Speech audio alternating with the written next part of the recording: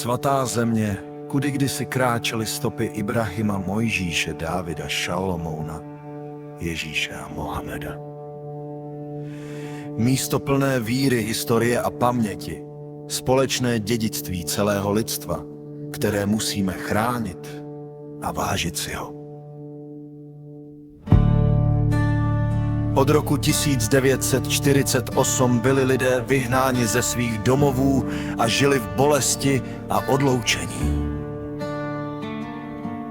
Od roku 1967 ztratili ještě více, ale přesto zůstali stát pevně, hrdě a se ctí.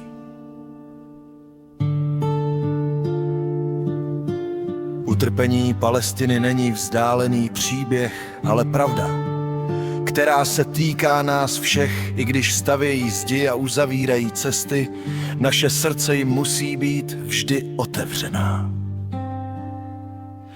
Naslouchejte jejich volání, pociťujte jejich bolest a sdílejte stejný sen o svobodě a spravedlnosti.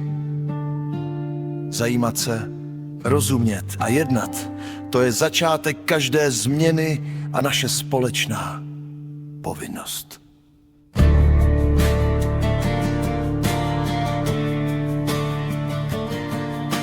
V Gaze, v Jeruzalémě, na každém kousku této země stojí pevně a brání pravdu.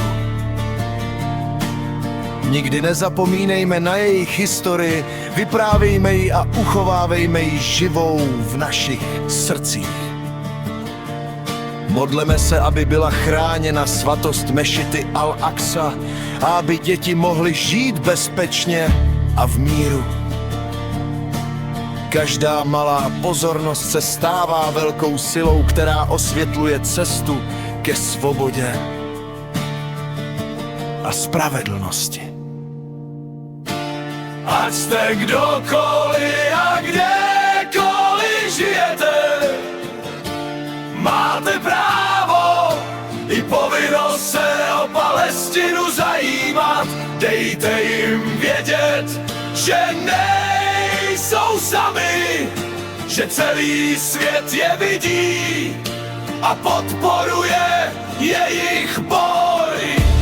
Pravda zvítězí, svoboda přijde a až do toho dne půjdeme společně bok po boku.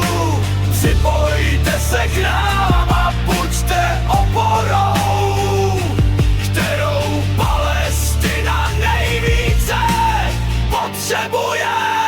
Zájem je síla, jednota je naděje.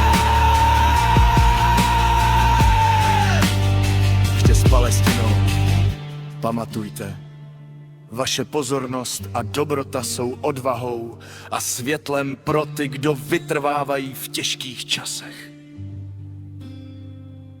Když každý daruje kousek svého srdce, den svobody a míru jistě